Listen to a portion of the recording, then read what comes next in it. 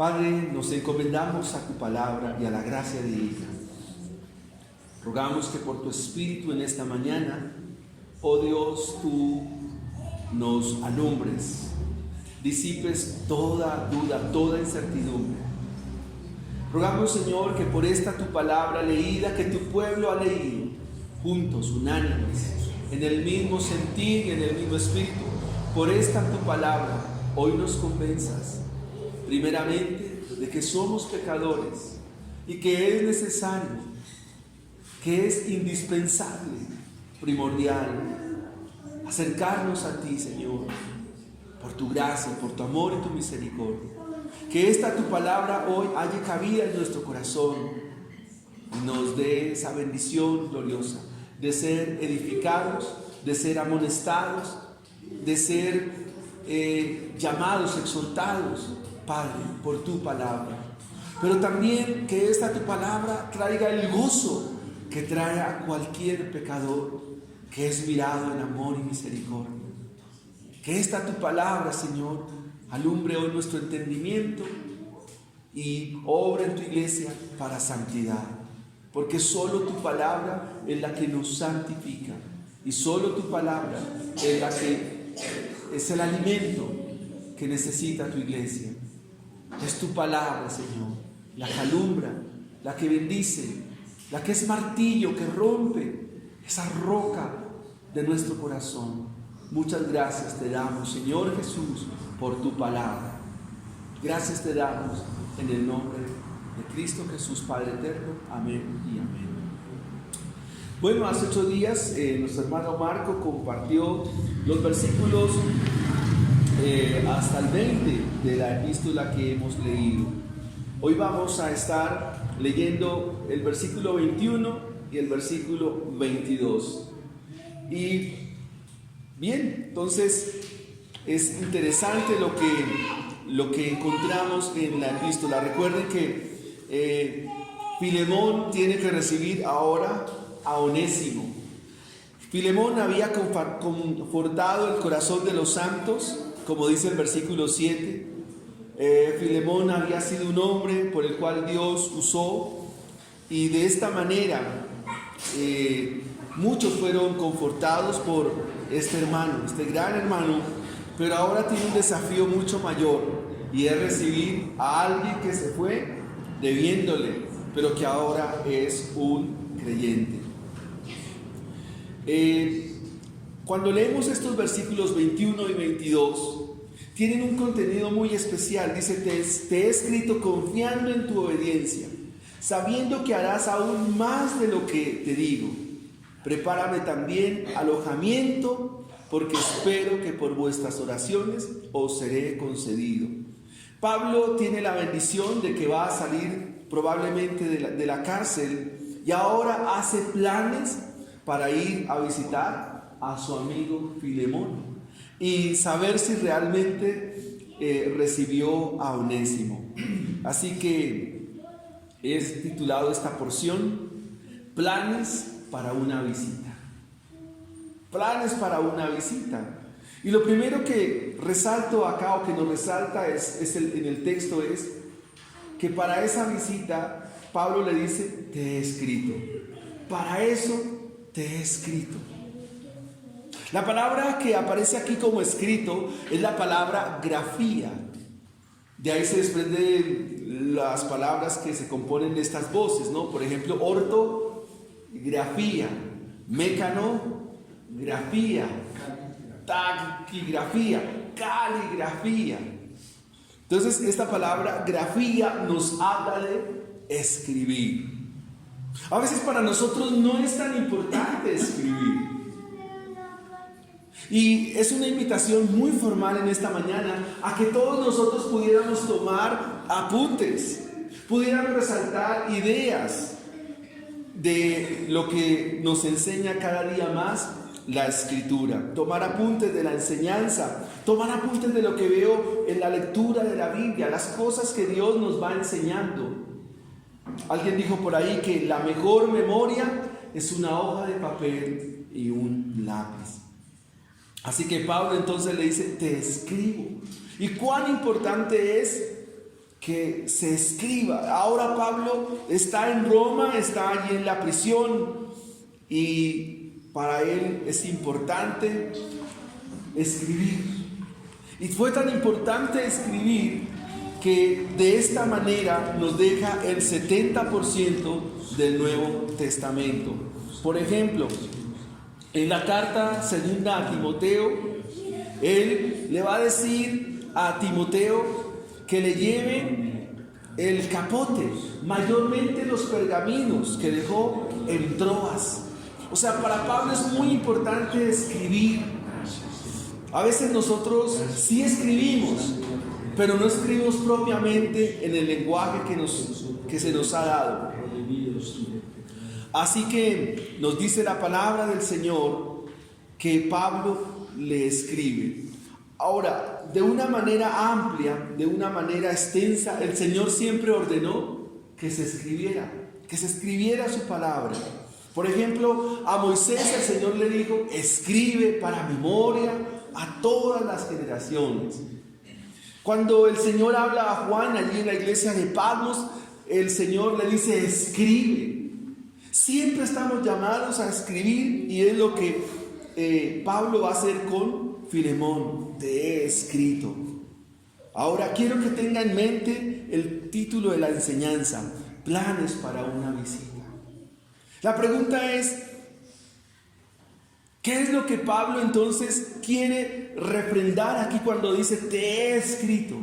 Te he escrito. ¿Por qué Pablo tan lejanamente, de Colosas a Roma, había mucha tierra por delante? Era una distancia muy amplia.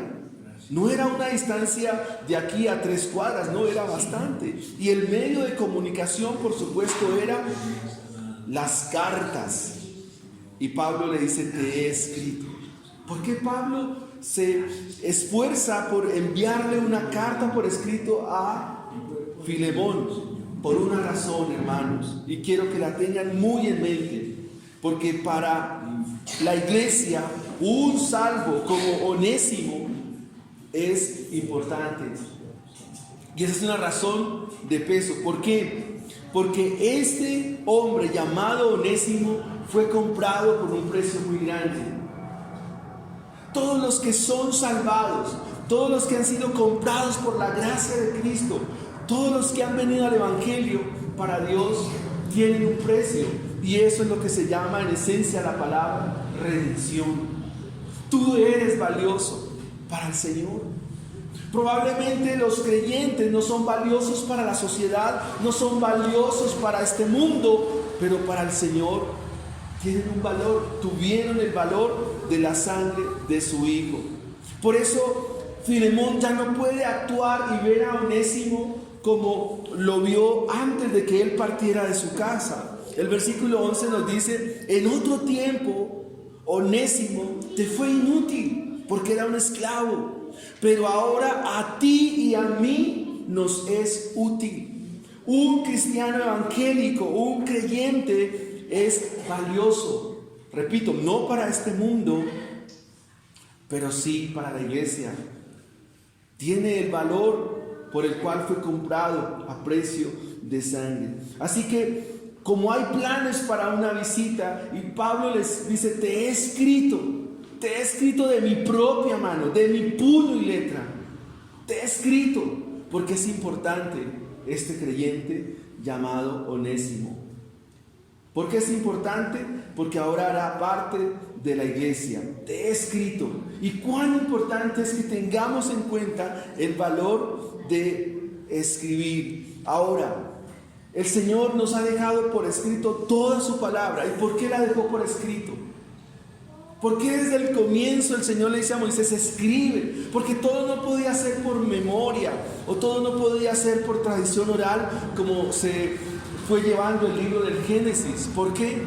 Porque el Señor sabe que somos olvidadizos, que somos tendientes a no recordar lo que se nos ha dicho. Y si hacemos una evaluación de todo lo que hemos trasegado en tantos años de vida cristiana, ¿cuántos sermones recordamos? ¿Cuántos sermones tenemos en nuestra mente? Pero si los tenemos escritos y si los repasamos, si los leemos, entonces, amados hermanos, vamos a recordar con facilidad la palabra del Señor. Una de las consecuencias en el libro de los Jueces con respecto al olvido del pueblo fue que evidentemente se olvidaron de la ley del Señor. Y el hecho de que se hayan olvidado de la ley del Señor los llevó a hacer cada uno, como dice el libro de los Jueces, hacer como bien les parecía. Ahora Pablo le dice aquí a Filemón: te he escrito. ¿Quién llevó la carta? ¿Quién le entregó el mensaje a Filemón? Probablemente Epafras. Probablemente Epafras fue quien llevó el manuscrito. Era un rollo que se llevaba y se le entregaba ¿a quién? Al destinatario. Recuerde que Pablo es quien escribe con Timoteo y el destinatario de la carta es Filemón. ¿Cómo sería ese recibimiento de Filemón? Filemón, Pablo le envía este escrito. Cuando uno recibe una carta, no sé, o cuando recibimos un mensaje, no sé ustedes qué piensan. Hay como una expectativa, hay como una manera simple de ver el asunto, y dentro de esa simpleza nos imaginamos: ¿y qué podrá decirme Pablo? Y ahora Pablo le va a decir: te he escrito. Pues de la misma manera el Señor lo hace con nosotros. El Señor nos ha dado su palabra. De una manera aplicativa podemos decir que el Señor, ¿qué ha hecho con nosotros? Les he escrito. Les he escrito. Les he dado mi escrito, mis palabras. Están consignadas. ¿Para qué? Porque hay planes de una visita.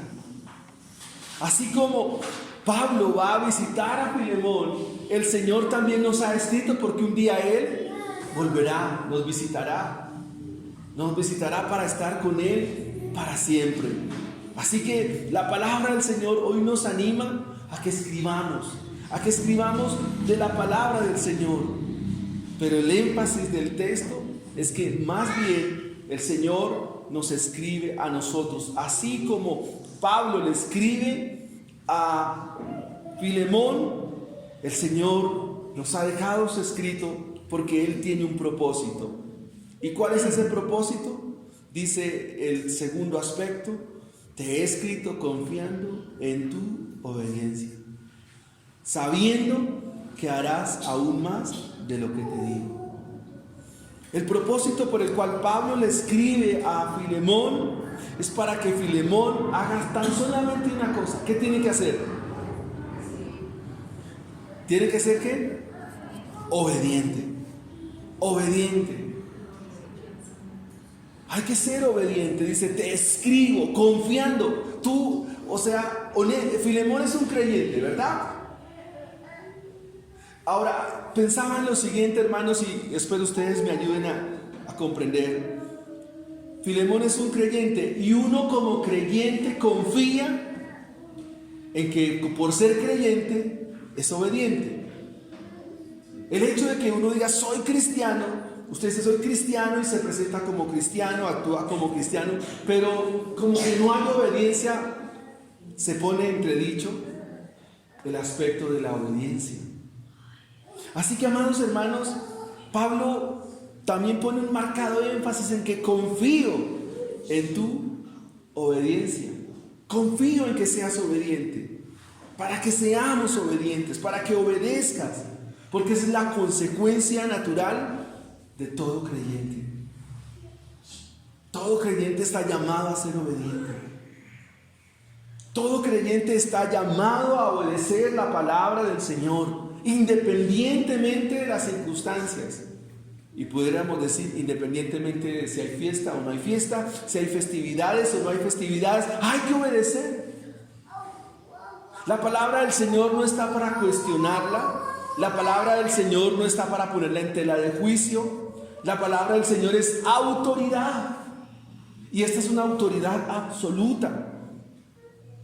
Y ahora, como el amor de Filemón el corazón de Filemón está revestido del amor de Cristo, es un creyente. Entonces Pablo le dice: confío, Filemón, en que tú vas a obedecer. Ahora, ¿qué es lo que tenía que obedecer Filemón de acuerdo a la línea y a la idea central de Filemón? ¿Recibir a quién? Tenía que recibir a quién? A Onésimo. ¿Y cómo cuando nos presentan un desafío, una situación de esta, ¿no creen ustedes que somos tendientes a titubear en la obediencia? O sea, como que obedezco o no obedezco, como que sí lo hago o no lo hago, como el Chapulín cuando le enviaban a hacer algo: sí lo hago, pero lo hacía con mucha duda.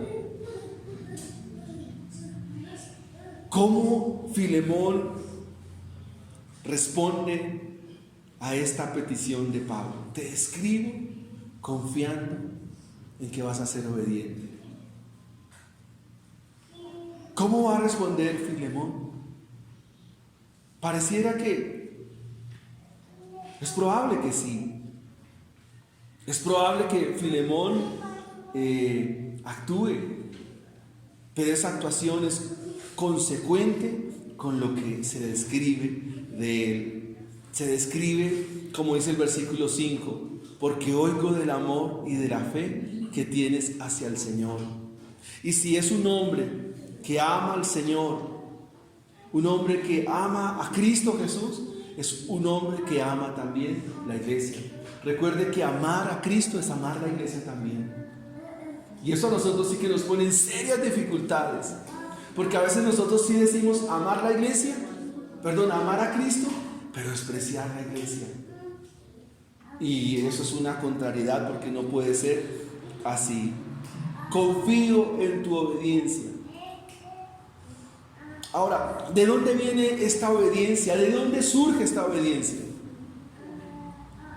Para que sea una obediencia, esta obediencia tiene que tener un insumo, tiene que tener una naturaleza que, por supuesto, no es la naturaleza de esta tierra, es la naturaleza misma del Evangelio.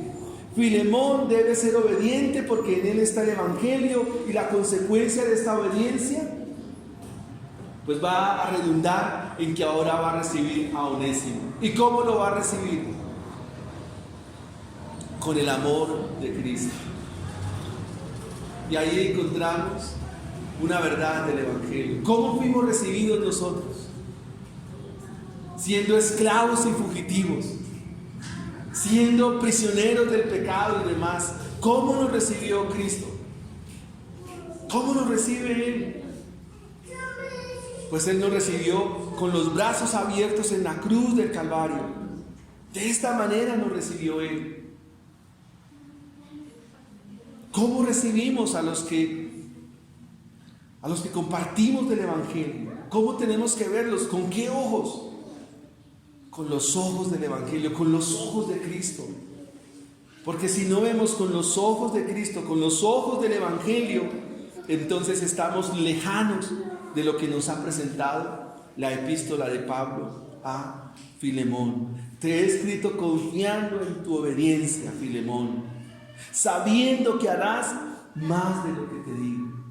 O sea, no solo tendría que recibirlo y mostrar su amor hacia Onésimo, sino que ahora debía hacer más. Y recuerdan lo que dijimos en alguna ocasión: ¿qué hacían cuando llegaban los extranjeros a una casa? Le lavaban los pies. ¿Y qué más se hacía? Se les preparaba comida. ¿Y qué más se hacía? Se les atendía. Se les atendía enormemente. ¿Por qué? Porque eran peregrinos, eran extranjeros. Ahora, en esa época, como bien lo dice Glorita, que lavaban los pies, esos pies venían mezclados con sudor, con polvo entre los dedos, quizás mugre entre las uñas. Pero esa es la enseñanza que nos da el Evangelio, porque eso fue lo que hizo el Señor con los discípulos, también les lavó los pies. Así que el Señor nos muestra una perspectiva muy importante de lo que es la vida cristiana. Te he escrito confiando en tu obediencia, sabiendo que harás aún más de lo que te digo. Y aquí encontramos en esta línea algo que el Señor dice en el Evangelio de Lucas, que si hacemos lo que Él nos dice, ¿qué título tenemos? Siervos inútiles, porque apenas hacemos lo que nos dice que hiciéramos, lo que se nos dijo que hiciéramos. Por eso somos inútiles. Y quiero que hoy nos pesemos ante esta expresión.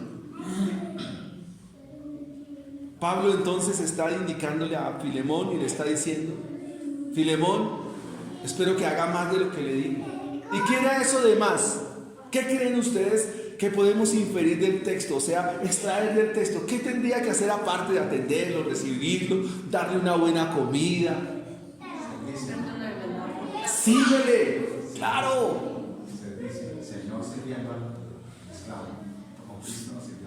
Interesante, ¿no? ¿Cómo? Perdonarle lo que le debía. ¿Cuánto se le llevó Onésimo a Filemón? No lo sabemos. Pero miremos un poco aquí algo que ustedes me ayudan a entender, hermanos, y es: ¿se imaginan todo el tiempo a Filemón con el cirilí? Bueno, ahora que usted es un creyente, págueme. Ahora que usted se volvió cristiano, mira si me paga. Pues antes le podía perdonar porque usted de cristiano no tenía nada, pero ahora págueme. ¿Y qué dice? Le dice Pablo a Filemón: no, haz más de lo que te pido. Haz más de lo que tú puedes hacer, Filemón. Y hagamos una aplicación grande aquí, la cual esta semana pensaba, y es: ¿cuánto hacemos por el hermano, por los hermanos? ¿Cuánto hacemos por los que están a nuestro lado?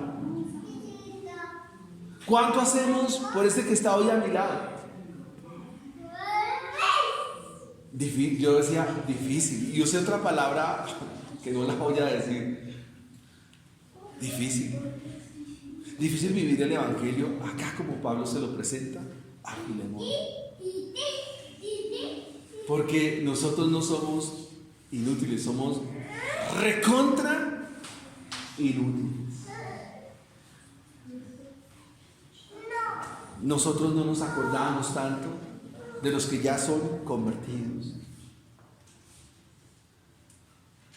Te escribo confiando en que vas a ser obediente, sabiendo que aún harás aún más de lo que te digo. Difícil por una razón, porque nuestro corazón pecaminoso, ¿en qué se ocupa? ¿En qué se ocupó durante este fin de año para hablar de sus regalos? Siempre en qué estuvo pensando, qué le regalaban, qué le daban, pero nunca nos ocupamos en qué darle a otro. Es decirle: hermano, bueno, véngase para la casa y aquí le comparto algo. Hermano, aquí lo espero, véngase con toda su familia. Y así, pensando cosas, nosotros no tenemos cuidado de lo que la Escritura nos dice. Ahora, ¿qué debemos hacer? Por supuesto, arrepentirnos. Mire lo que dice acá la primera carta de Juan,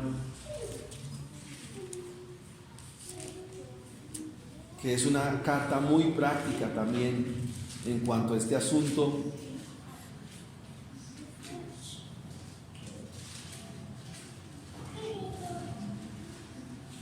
En el capítulo 4, versículo 7 dice: amados, amémonos unos a otros, porque el amor es de Dios.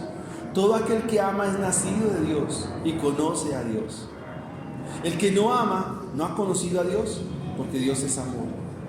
En esto se mostró el amor de Dios para con nosotros, en que Dios envió a su Hijo unigénito al mundo para que vivamos por Él.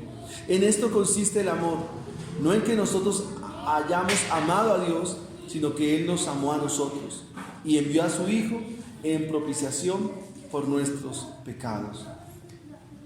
Este texto nos ayuda a entender que si no amamos, no hay conocimiento de Dios. O en otras palabras, el conocimiento que tengamos de Dios sería vano, efímero, si no lo ponemos en práctica.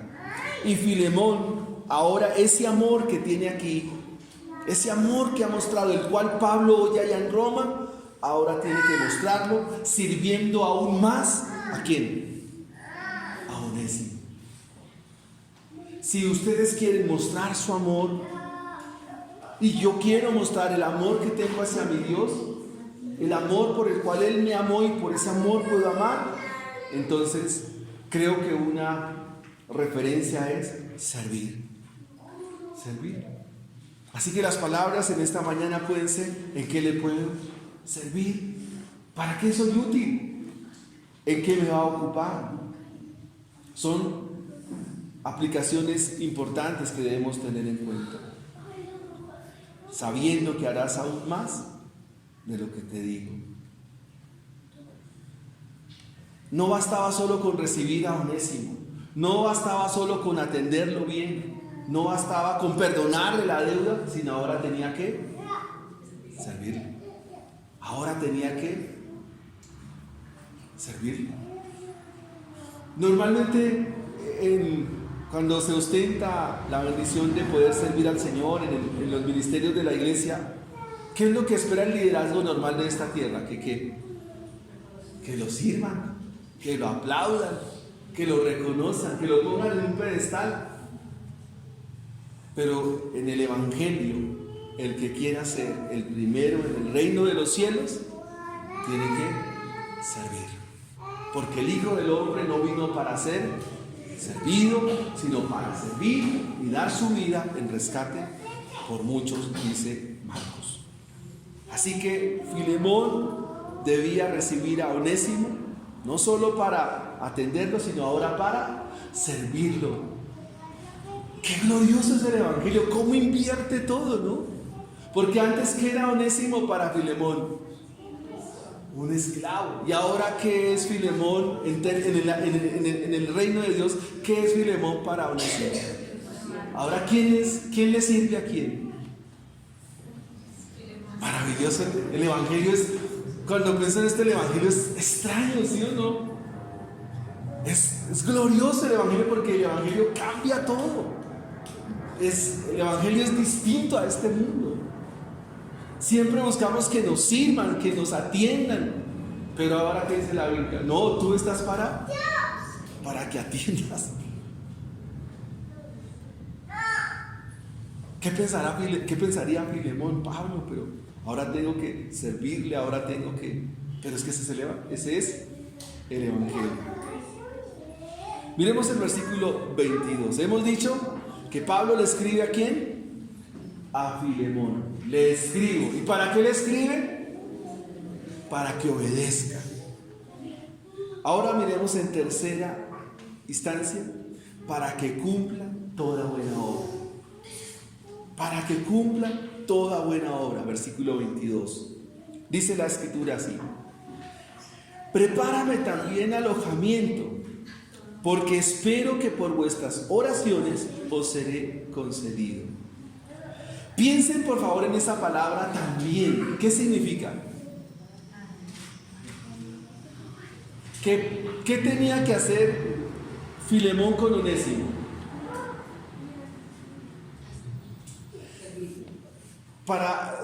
Cuando nosotros miramos el Nuevo Testamento es sencillo a veces entender el contexto.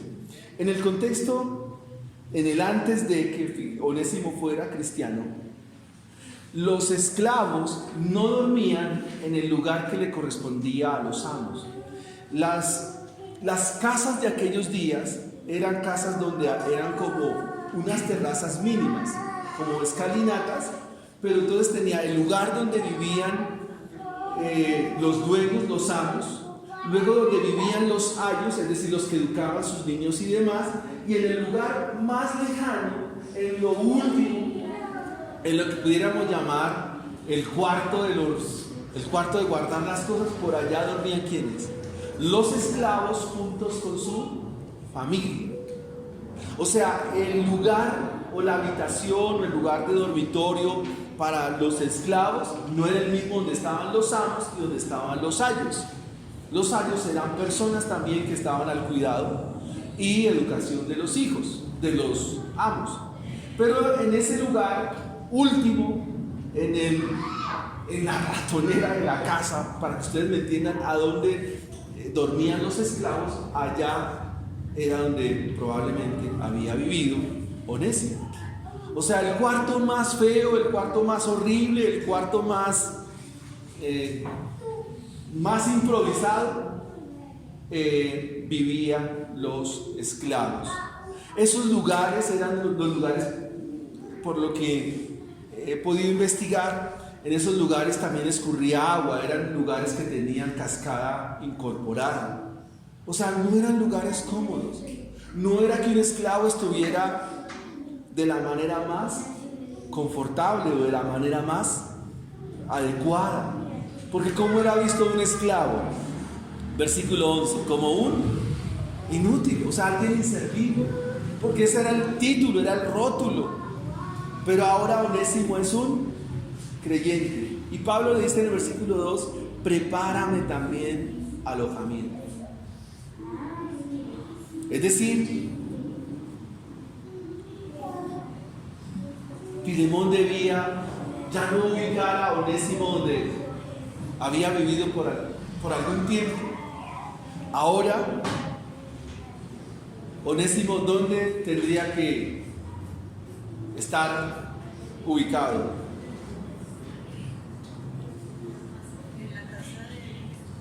Bien, si yo algún día le dijera, hermano, me voy a quedar en su casa, ¿usted dónde me va a alojar? ¿Usted me va a mandar a dónde? Todas las casas tienen una habitación de huéspedes, ¿verdad? Y le digo, hermano, me voy a quedar hoy en su casa, ¿usted dónde me va a dejar? No, hermano, le tocó en el garaje donde está el carro. Más o menos es la idea acá. No, Pablo le dice, no, si yo llego a su casa, usted me prepara un alojamiento. Y una cosa es un alojamiento y otra cosa es el lugar de los esclavos. Ahora, ¿qué colchón le va a tener? Una anécdota que tengo cuando estuve alguna vez en los llanos. Yo vi que estábamos en el culto y algunos hermanos salieron y comenzaron a entrar palos, y luego entraron una estera. ¿Sí saben qué es una estera? Una estera es la coraza de la mata de plátano. Cuando se seca, la enrollan con cabullas, la apretan y van formando como especie de estrías y luego la arman y queda una estera. Y entonces yo les pregunté a los hermanos, ¿y eso para qué? Digo, hermanos, es su cama. Eso es donde le toca dormir. Aquí entonces Filemón debe hacer un alojamiento.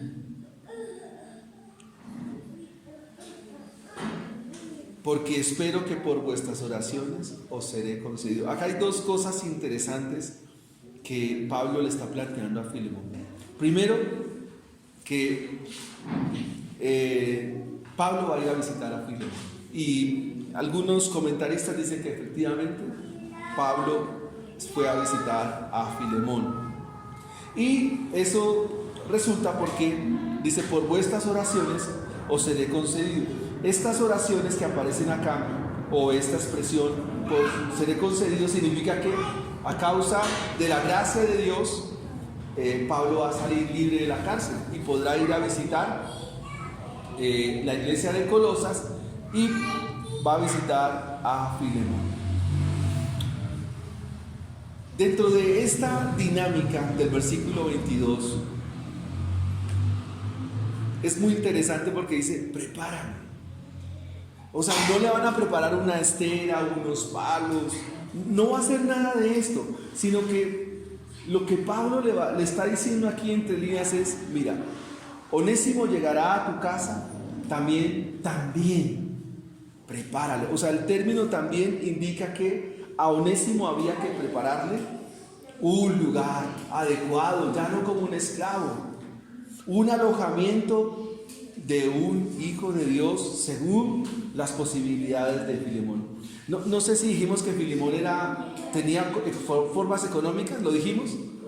¿Sí? Si era alguien que tenía esclavos, era porque tenía formas económicas. Y si lo visitaba Pablo, pues lo atendía bien. Ahora de esta manera tiene que atender ¿a quién? A Onésimo. Tiene que darle un alojamiento.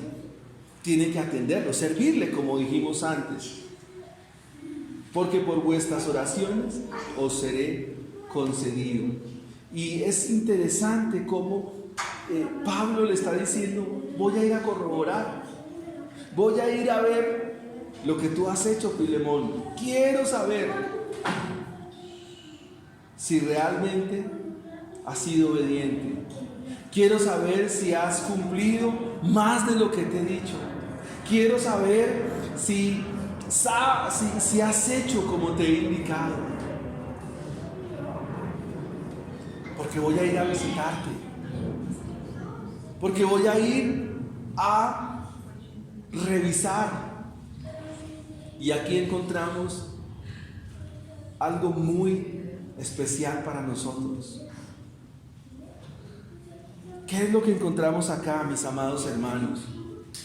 Que también un día el Señor vendrá. Y en ese día pesará si hemos sido tan obedientes como Él nos ha indicado, como Él nos ha escrito. Y quiero que en este momento podamos pensar en eso.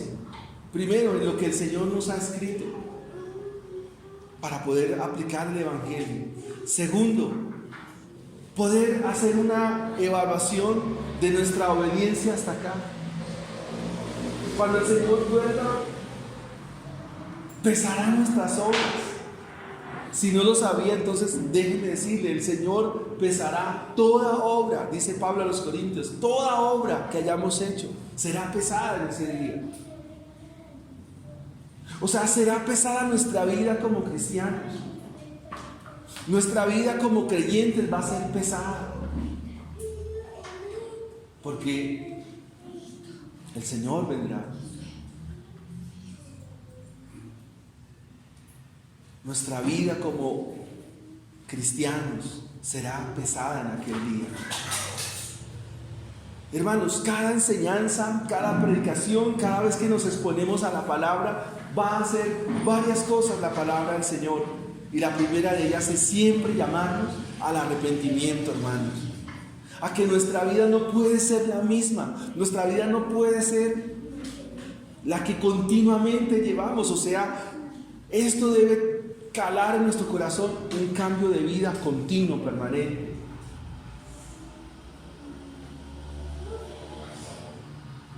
Y si hablamos de lo que nos corresponde hacer, ¿cómo estamos? ¿Cómo estamos haciendo, hermanos? ¿Cómo nos evaluamos hoy, hermanos? Ante la palabra del Señor. Hay planes para una visita.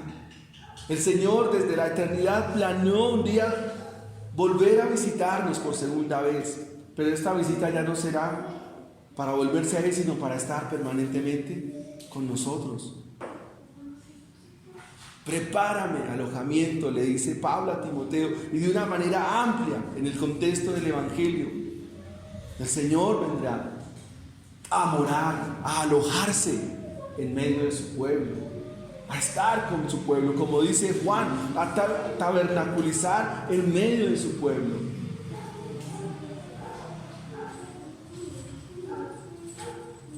Queridos hermanos, querida iglesia, creo que la enseñanza de hoy nos pone en aprietos difíciles y necesitamos la gracia del Señor, necesitamos la obra del Evangelio.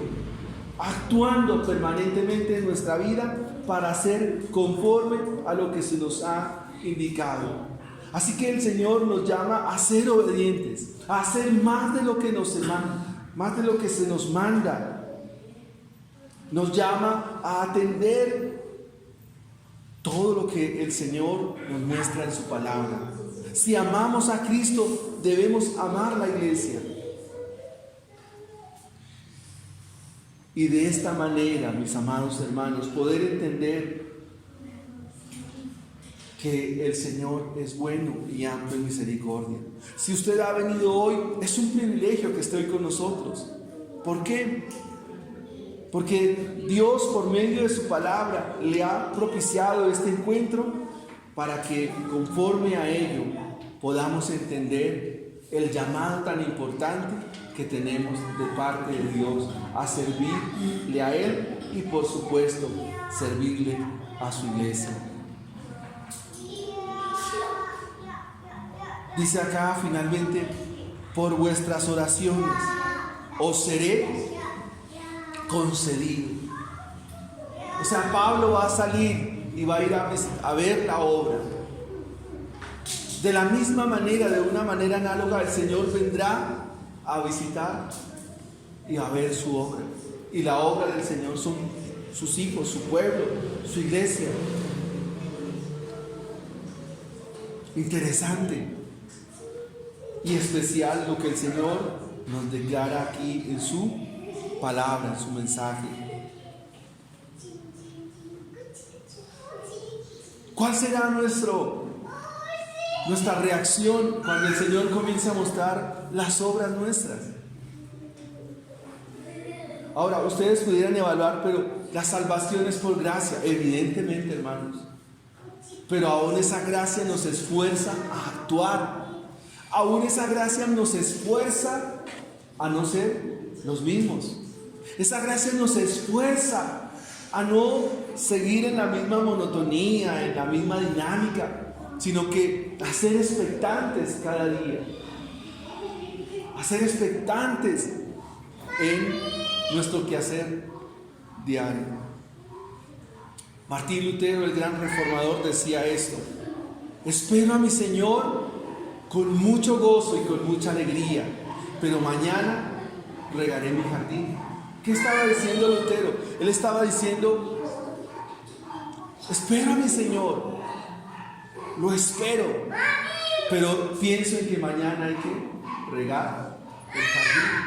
Claro, tú debes esperar al Señor, debemos esperarlo con la esperanza que nos da la palabra del Señor, pero pensando en que hay que servir, pensando en que hay que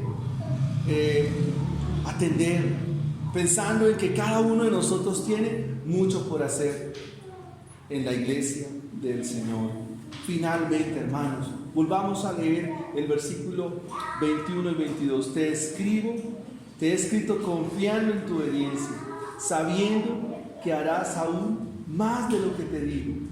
Prepárame también alojamiento, espero que por vuestras oraciones os seré concedido. Pablo va a estar en la iglesia, en la casa de Filemón. Pablo va a estar alojado en la casa de Filemón. ¿Y cuántos de nosotros este año tenemos la esperanza de alojar a los hermanos o a quien nos visite en su casa? ¿Cómo estamos ahí? Porque esto hay que llevarlo de manera práctica, de manera vívida, de manera real, porque esto no se puede quedar sencillamente en eso, hermanos, en escuchar sin actuar. Cuando nuestro Señor muere en la cruz del Calvario, allí Dios publica su amor, publica su gracia, su misericordia, su perdón, su favor. Y todos nosotros, los que miramos a la cruz del Calvario, publicamos su amor, su gracia, su verdad cuando servimos a los demás. Alguien midió alguna vez el porcentaje de una iglesia que es saludable y dice que el 30% de lo que es una iglesia deben orar, el otro 30% deben estudiar y el 40% servir. Planes para una visita, que el Señor, el día que Él nos vuelva a visitar, cuando retorne de los cielos, nos debe encontrar ¿en qué cosas? Sirviendo. Y esta pregunta se resolverá dentro de 8 días. ¿Cómo estamos sirviendo? Porque el texto final que dice, te saludan otros hermanos. ¿Quiénes? Éprafas, Marcos, Aristarco, Demas y Lucas, mis colaboradores. Pero aquí colaborar es ¿qué? Están sirviendo también. ¿Están sirviendo a quién? A Pablo. O sea, es toda una dinámica de trabajo, una dinámica en la cual nosotros debemos también proyectarnos. Vamos a orar al Señor, darle gracias por su palabra. Estás llamado a servir, estamos llamados a servir. Hay mucho por hacer, hermanos. Muchísimo por hacer. Eterno Padre que estás en el cielo, queremos darte gracias, Señor. Bendito Dios para siempre. Bendito Señor, gracias. Alabamos y bendecimos tu nombre. Gracias te damos en esta mañana.